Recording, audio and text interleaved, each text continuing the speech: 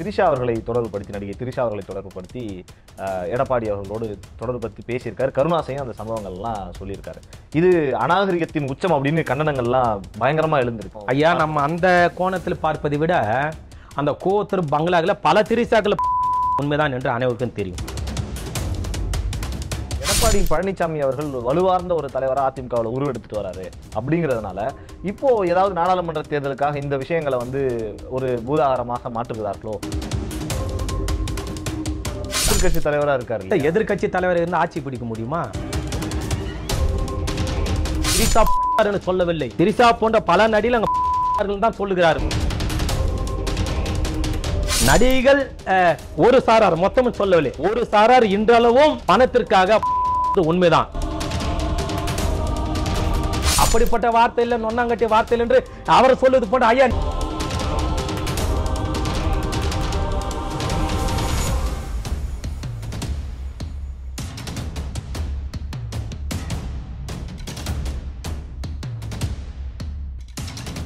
தமிழகத்தில் நாள்தோறும் நடைபெறும் செய்திகள் குறித்தும் தேசிய அளவில் நிகழும் அரசியல் மாற்றங்கள் குறித்தும் சர்வதேச சம்பவங்கள் குறித்த தகவல்களை உடனுக்குடன் தெரிந்து கொள்ள அக்கார்டு வாய்ஸ் உடன் இணைந்திருங்கள்.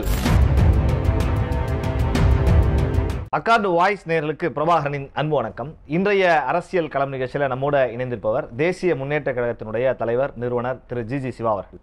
வணக்கம். வணக்கம் சார். அதிமுகவினுடைய நிலை, குறிப்பாக அதிமுகவினுடைய நிலையை நான் பேசுறதுக்கு முன்னாடி சமீப நாட்களாக ஒரு பெரிய விஷயம் பூதாகரமாக வெடிச்சிருக்கு.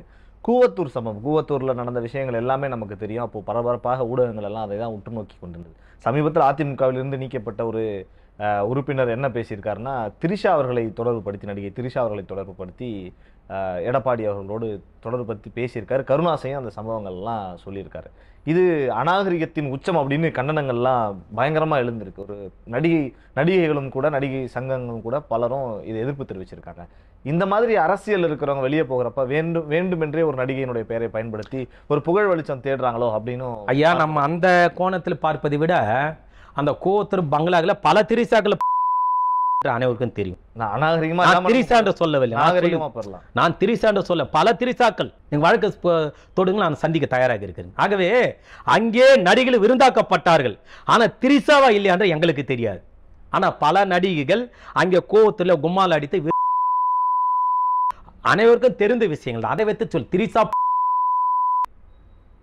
திரிசா போன்ற பல நடிகர்கள் அங்க சொல்லுகிறார்கள். நான் சொல்ல வார்த்தைகள்லாம் நம்ம நீங்க பாருங்க சார், பெண்களுக்கு எப்படி மதிப்பளிக்க வேண்டும் எங்களுக்கு தெரியும். அதே போல நடிகைகளுக்கு எப்படி மதிப்பளிக்க வேண்டும் எங்களுக்கு தெரியும். ஒட்டுமொத்த நடிகளை நாங்க சொல்லவில்லையே. நடிகை என்று சொன்னால் அவளை தவறாக பேசுவது ஏற்புடையது அல்ல, கண்டனத்துக்குரியது. ஆனால் ஒரு சாரா நடிகைகள் விருந்தாக்கப்படுவது உண்மையா இல்லையா? இது இப்போதல்ல, தமிழ் திரைகளில் பல ஆண்டுகளாக இது போன்று வருகிறது. சரி, திரிசாக பொங்குகிறார்கள்.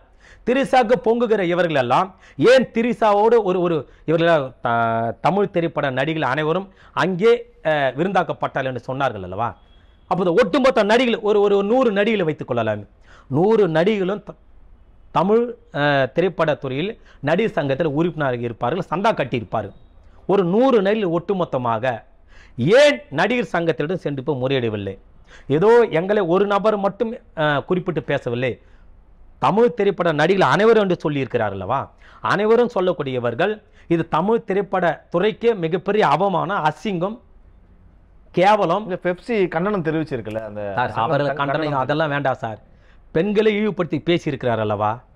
ஒட்டுமொத்த 100 நடிகர்கள், குறைஞ்சபட்சம் 100 நடிகர்கள் இருப்பார்கள் அல்லவா? 100 நடிகர்கள் பேரணியாக சென்று நடிகர் சங்கத்தின் மூலமாக ஏன் முறையிடவில்லை? இதுவரை முறையிட்டு இருக்கிறார்களா? நடிகர் சங்கம் முறையிடுவது அது வேறு விஷயம், கண்டனம் பெப்சி தெரிவது அது வேறு விஷயம். சம்பந்தப்பட்ட நடிகர்கள் என்று சொல்றாங்க அல்லவா? ஏன் இவர்கள் அங்கே சென்று முறையிட்டு அங்கிருந்து ஒரு வழக்கு நடிகர் சங்கம் மூலமாக ஏன் உயர்நீதிமன்றத்தை நாடவில்லை? ஏன் கமிஷனர் அலுவலகத்தை நாடவில்லை? ஏன் டிஜிபி அலுவலகத்தை நாடவில்லை?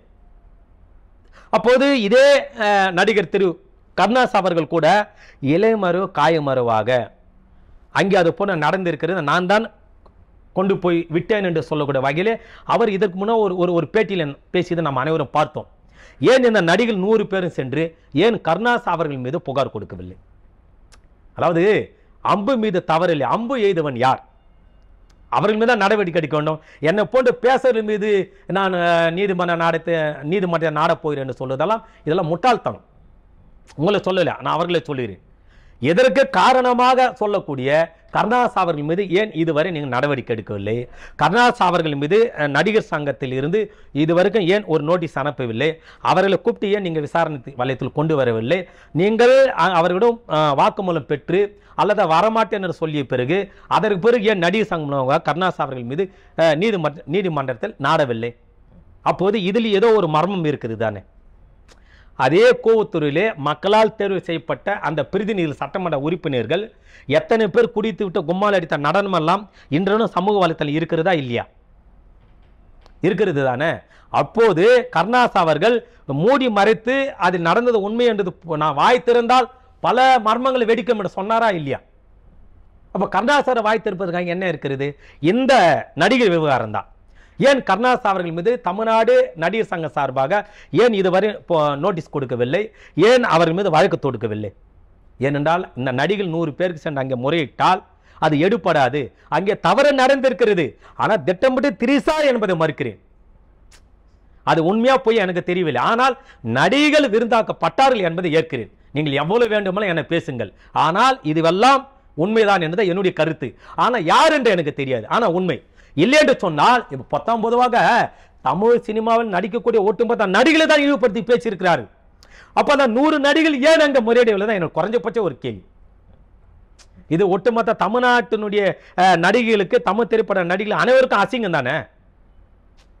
ஒட்டுமொத்தமா சொல்லி இருக்கிறார்களா? பேர் வேண்டாம், விட்டு விடுங்கள், சொல்லியிருக்கிறார்களவா? ஏன் இவர்கள் அனைவரும் சென்று அங்க இப்ப முறையிடவில்லை? முறையிடாததற்கு எது உங்களை தடுக்கிறது? என்ன மர்மம் இருக்கிறது? இதுதான் நான் எதிர்க்கிறேன். குறிப்பா நான் இன்னொன்னு, எடப்பாடி பழனிசாமி அவர்கள் வலுவார்ந்த ஒரு தலைவராக அதிமுகவில் உருவெடுத்துட்டு வராரு.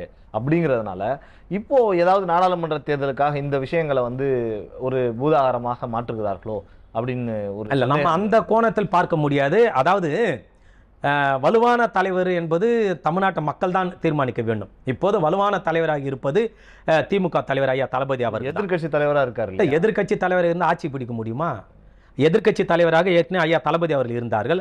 ஆட்சி பிடிக்க வேண்டும் என்று சொன்னால் மக்களோடு அவர் கரம் கோர்த்து இருந்தார். இவர் மக்களோடு கரம் கோர்த்து இருக்கிறாரா? இல்லை. ஏதோ அங்கொண்டு இங்குன்றமா மக்கள் பிரச்சனை பேசுகிற அவ்வளவுதான ஒழிய இவர் 24 மணி நேரம் மக்களோடு கரம் கோர்க்கவில்லை. அப்படி கரம் கோர்த்தது உண்மை என்று சொன்னால் இந்த அளவிற்கு இவர் வலிவிழுந்து இருக்கக்கூடிய தலைவராக பார்க்க மாட்டார்கள் தமிழ்நாட்டு மக்கள். ஆனால் நீங்கள் சொல்லக்கூடிய வகையிலே இந்த தேர்தலை மையப்படுத்தி பேசுகிறார்னு சொன்னால் அங்கே கலந்து கொண்ட ஒரு நடிகை வைத்து பேசியிருக்கலாம். அல்லது கருணாஸ் அவர்கள் திமுகவா அதிமுக என்று இதுவரை அவர் கூட்டணி சொல்லவில்லை, அவரை வைத்து பேசியிருக்கலாம். ஆனால் அதிமுக கட்சியினுடைய உங்களுடைய கட்சியினுடைய பொறுப்பாளர் தானே பேசியிருக்கிறார். சரி, இந்த பொறுப்பாளர் கூட இப்போது திடீரென்று பேசினால் கூட நீங்கள் சொல்லுவது போல் ஏதோ திமுக இயக்குவது அல்லது எடப்பாடி பழனிசாமி அவர்களுடைய பெயரை கெடுப்பதில் பேசுகிறார் கூட நீங்கள் சொல்லலாம். ஆனால் கூவத்தூர் எப்போது அந்த சம்பவம் நடந்ததோ, கூவத்தூர் எப்போது கும்மால் அடித்தாரோ அண்டியிலிருந்து இந்த பிரச்சனை தினமும் வார வந்து தானே இருக்கிறது, திடீரென்று வரவில்லையே. ஆகவே நடந்தது உண்மைதான். ஆனால் யார் பெயர் குறிப்பிட்டு சொல்லுது ஏற்புடையதால் இப்போ அதை பேசின அந்த நிர்வாகியை பின்வாங்கிட்டாரு கடைசியில். இல்லை, பல அரசியல் காரணம் அழுத்தம் காரணமாக இருக்கும். பல அதே சேலத்தில் தான் எடப்பாடி அவர் இருக்கிறாள், இவரும் பேச நம்ம சேலம் தான், அங்கே பல அழுத்தங்கள் இருக்கும். அதனால் அவர் சொல்லியிருப்பார். நான் கேட்பது ஒட்டுமொத்த நடிகை என்று சொல்லியிருக்கிறார்கள். அந்த ஒட்டுமொத்த நடிகைகளும் ஒரு 100 நடிகைகள் ஏன் இதுவரை புகார் கொடுக்கவில்லை? எங்களுக்கு பெண்மணிகள் தானே, உங்கள் மீது அபாரம் பழி சொல்லி இருக்கிறார்களவா? நாங்கள் எந்த தவறும் செய்யாதவர்கள், நாங்கள் படி தாண்டாதவர்கள். ஆகவே நடவடிக்கை எடுங்கள் என்று சொல்லி ஏன் நடிகர் கருணாஸ் அவர்கள் மீதோ இந்த பேசிய நபரின் மீதோ நடிகர் சங்கம் மூலமாக 100 நடிகர்கள் சென்று ஏன் அங்கே புகார் மனு கொடுக்கவில்லை? இந்த சூட்சமத்தை நீங்கள் ஆய்வு செய்து பார்த்தால் அங்கே ஏதோ ஒரு மர்ம நிலவுவது உங்களுக்கு நன்றாக தெரியும். ஆகவே நடிகைகள் ஒரு சாரார், மொத்தமும் சொல்லவில்லை, ஒரு சாரார் இன்றளவும் பணத்திற்காக நீங்கள் வழக்கத்தோடு சந்திக்க தயாரிக்கிறேன். ஒரு சாரார் அப்படிப்பட்ட வார்த்தைகள் இல்லைங்க, ஒரு சாரார் அப்படிப்பட்ட வார்த்தை இல்லை, நொன்னாங்கட்டிய வார்த்தை என்று அவர் சொல்லுவது போன்ற ஐயா நீங்கள் சொல்லுது எனக்கு வருத்தமாக இருக்கிறது, பயன்படுத்தாதீங்க. ஒரு சாரார் தான் சொல்லுகிறேன். ஒட்டுமொத்த பெண்களை நான் சொல்ல, பெண்களுக்கு எப்படி மதிப்பளிக்க வேண்டும் என்று எங்களுக்கு இவ்வளவு பாடம் எடுக்க தேவையில்லை. பெண்களுக்கு ஒரு பிரச்சனை என்று சொன்னால் களத்தில் நிற்பது நாங்கள் முதல் ஆளாக நிற்போம். அதுக்கு பல சான்றுகள் சமூகத்தில் இன்றும் இருக்கிறது. ஆக எங்களை போன்று அது போல சொல்ல வேண்டாம். நான் சொல்லுவது ஒரு சாராரை சொல்லியிருக்கிறேன். ஒரு பான சோற்றுக்கு ஒரு சோறு என்று பதம் போன்று இந்த வருத்தப்படாத வாலிபர் சங்க நடிகை பற்றி சொல்லியிருக்கிறேன். கைது செய்தது விபச்சார உண்மையா இல்லையா அதுதான் சொல்லுகிறேன். ஆகவே ஏதோ நடிகை என்று சொன்னால் நீங்கள் அனைவரும் நாங்கள் ஏற்றுக்கொள்ள வேண்டிய அவசியம் எங்களுக்கு இல்லை. தவறு செய்த நடிகளை நாங்கள் தோலுரித்து காட்டுவோம். நான் நேர்மையாக கூடிய நடிகளை நாங்கள் உயர்த்து பிடித்து என் குல பெண்கள் என்று உயர்த்து பிடித்து நாங்கள் அவரது போற்றுவோம். இதுதான் எங்களுடைய நிலைப்பாடு. இப்போ அதிமுகவில் நிகழக்கூடிய இந்த எடப்பாடி, அதிமுக, திரிஷா இவங்க சம்பந்தப்பட்டமான இந்த விஷயங்கள் குறித்தும் பல தகவல்களை எங்களோடு வந்து பகிர்ந்து கொண்டீர்கள். உங்களுக்கு அக்காடு வாய்ஸ் சார்பாகவும் இந்த பிரபாகரன் சார்பாகவும் மனமார்ந்த நன்றி சார்.